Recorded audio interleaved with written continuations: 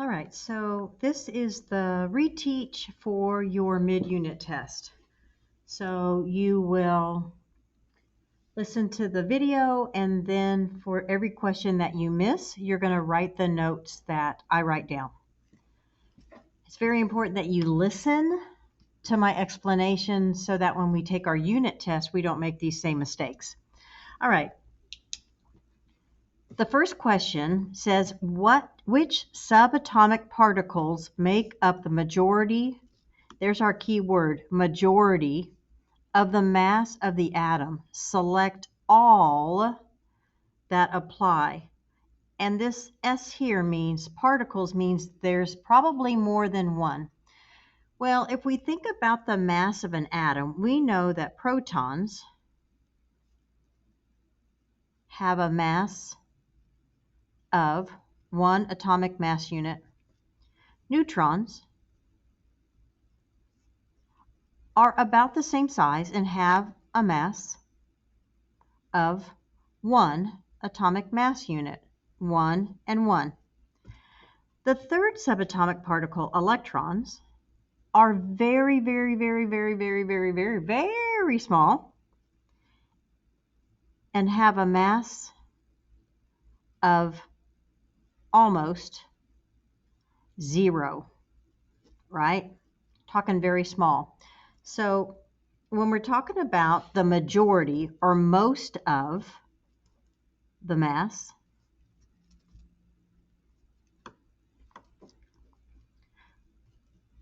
most of the mass is found in the nucleus, and we know in the nucleus are the protons and the neutrons. Okay, so if you miss number 1, that's what you're going to write. And remember, next time, the mass is made up of the protons and neutrons. All right, you know what? I think here we should also add that the atomic mass equals protons plus neutrons. I think that might be helpful.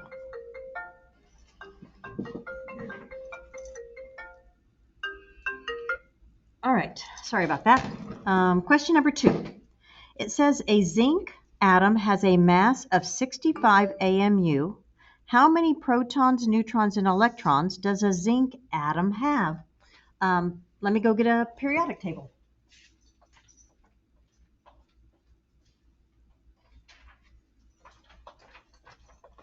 All right, sorry for that delay. Here we go. Let's find zinc, and it says the chemical, it just says zinc. So I have to go find zinc. Where am I going to find it? Well, it looks like it's going to have, it has 65 of it for the mass. So let me find 55, there's 65. Oh, I found the mass that has 65. So it says how many protons does it have? Well, we know, right, that 30 right there is the atomic number. We know that that's equal to the protons. We also know that's equal, I ran out of room. That equals the electrons, right? So APE, A equals P equals E. So I know that there's 30 protons and 30 electrons. So if you look at your answer choices, you can get rid of A and C, can't you? So we're left with two more. So it says, this one says 30 protons, 35 neutrons, 30 electrons. This one says 30 protons, 35 neutrons, and 35 electrons. Well, protons equals electrons, right? So can it be D? It cannot. It has to be B, because 30 protons equals 30 electrons. Hopefully you see your mistake. Protons equals electrons. All right, moving on to number 3. It says, which statement best describes the nucleus of an atom? A says it is certainly centrally located structure comprising almost all of the atomic mass and having an overall neutral charge. B says it is centrally located comprising almost none of the atomic mass and having an overall positive charge. It is located in the electron cloud, comprises almost all of the atomic mass and has an overall positive charge. Or it is centrally located structure comprising almost all of the atomic mass and having an overall positive charge. Well, we need to put here that the nucleus has protons, which are positive, and neutrons that have no charge. So the nucleus is positive. It is located in the center of the atom. Okay?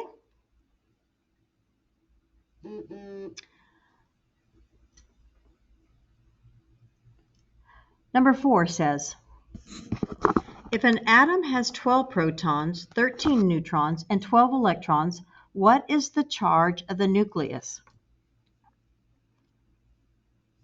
So we're going to draw an atom, and I want you to draw 12 protons. 1, 2, 3, 4, 5, 6, 7, 8, 9, 10, 11, 12. I want you to draw 13 neutrons. 1, 2, 3, 4, 5, 6, 7, 8, 9, 10, 11, 12, 13. We're going to label this the nucleus. When we look at this, the only thing with a charge,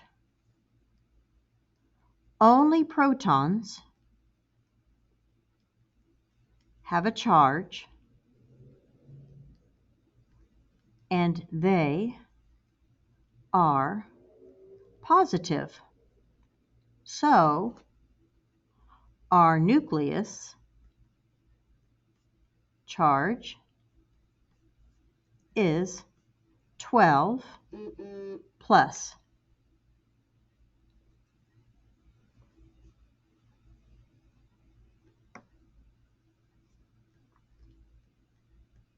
Because it has 12 protons. Okay, that's number 4. All right, moving on. Number 5. Number 5 says, based on the element model, fill in the data with the correct information. So on your chart, on your paper, if you miss this one, this is what you're going to write. You're going to draw the model. So inside the model,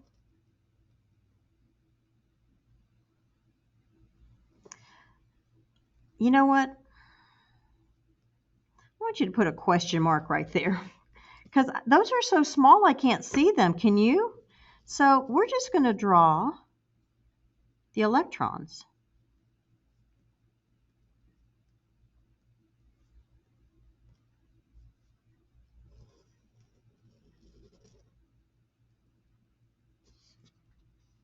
And I'm going to count them. 1, 2, 3, 4, 5, 6, 7, 8, 9, 10, 11.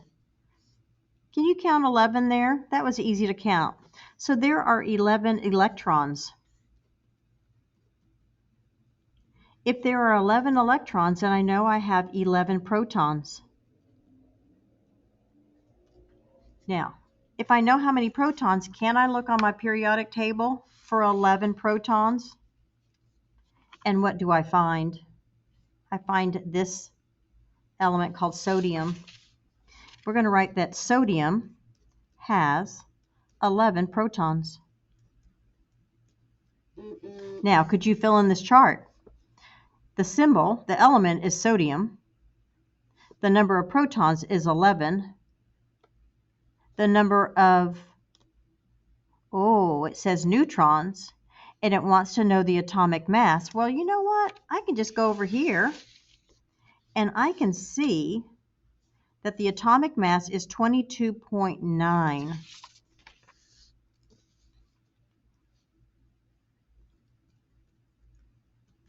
Atomic mass is 22.9. So I'm going to round to 23. Now I know the mass minus the atomic number equals the neutrons. So here we go. The mass is 23 minus 11 equals 12 neutrons. So that should have been your answer. Okay, so if you missed any of that, you got it wrong. Okay, question number 6. Which of the elements in the table has the largest number of neutrons? Well, we have to find the neutrons. So we know, if you miss this one, you're going to write mass minus atomic number equals neutrons. So all we have to do now is we're going to round 10.8 to 11.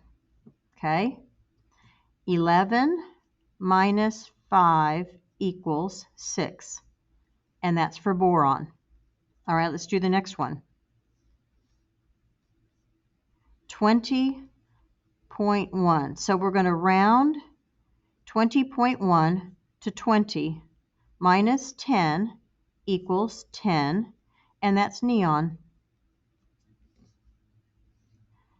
We're going to round 6.9 to 7 minus 3 equals 4 for lithium.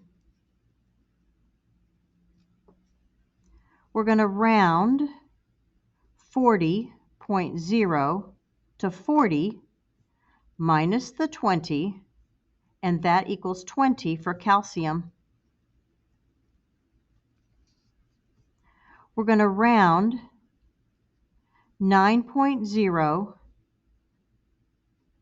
to 9 minus 4, and that's going to be 5, and that's beryllium. So which one has the largest number of neutrons? You should have picked calcium on this one, okay? All right, question number 7. Which model below is the best representation of the atomic structure of a fluorine atom?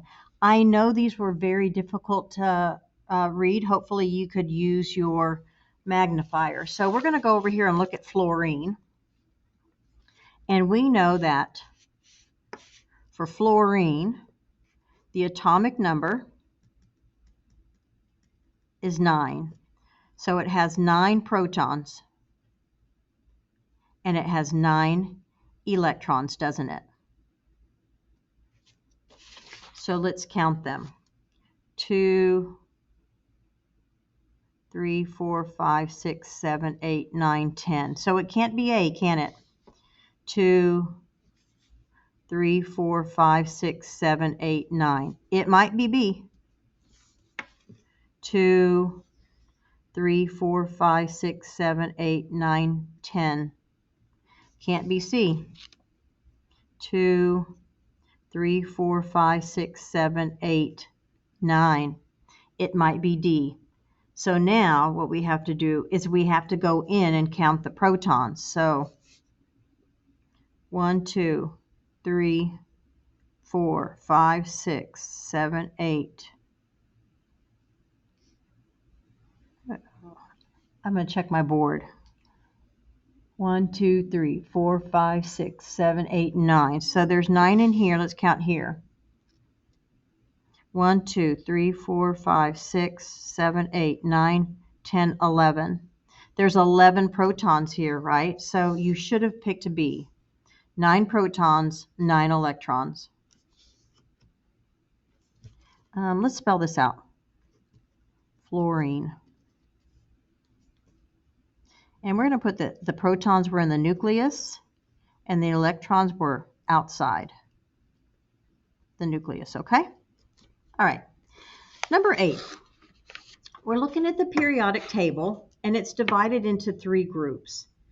If you did your assignment on this, you know that everything on the left are our metals, and everything on the right are opposite.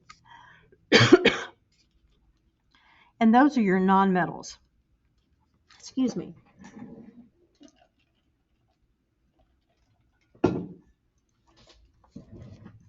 All right, the way you kind of know this is if you look at your periodic table, you see over here is capital O, oxygen. Well, we know oxygen is a gas because we breathe it, don't we? So you would never put metal over on this side. It's a nonmetal, it's a gas. So they're opposite. Metals, nonmetals. And then we have those things in between that are kind of like metals, but they're not. Little kind of like nonmetals, but they're not. So we call them metalloids. So that's how you set up the periodic table. Now, what are their characteristics? Well, we know that oxygen would be a poor conductor. Ooh, can't see. Would be a poor conductor of electricity, don't we? So, brittle, poor conductor. So I think in your notes what we want to do, since you don't have this periodic table, I want you to write nonmetals, and under that you're going to write brittle and poor conductor. And then you're going to write metalloids, and we're going to decide, are metalloids shiny and malleable, or are they brittle, dull, and semiconductors? This is the key word right here, this word semiconductor. It means that they're not bad conductors, but they're not good conductors. They're kind of in the middle. So that tells us what metalloids are. So I want you to write under that brittle, dull, and semiconductor. And then we know that metals, you can put that box underneath metals if you want here, but in that box under metals, you're going to write that they're shiny and malleable, which means I can bend and shape them like kind of into jewelry. All right, so if you miss that, put metals and put this descriptor under it, put metalloids and put this descriptor under it, put nonmetals and put brittle and poor conductors, okay? All right, almost done. Question number 9. Which model below is the best representation of lithium? Well, we can look at our periodic table, and lithium has an atomic number of 3. So that means it has 3 protons. So in the middle, you're going to put 1, 2, 3 protons. It also means that it has 3 electrons, doesn't it? So when we draw it, we would put 2 in the first ring, minus 2, and that means I have 1 left over. So I'm going to put 1 in the outside ring. So which one of those looks like that? Well, it can't be A, right? Because those have positive signs there. But it could be any of these 3. So now we have to look to the center to see which one has 3 protons.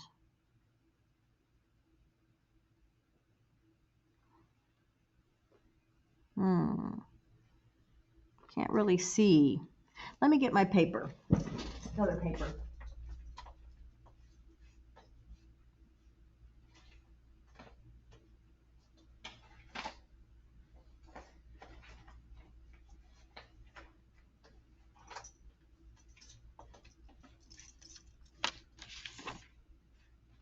All right, I'm going to pause you for just a minute.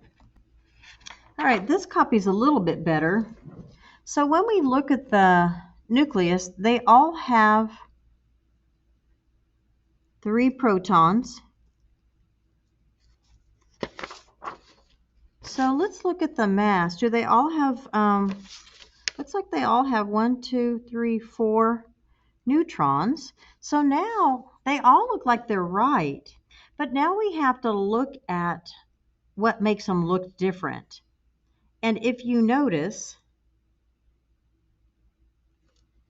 do you see how the sizes are different? Or like these are all the same size.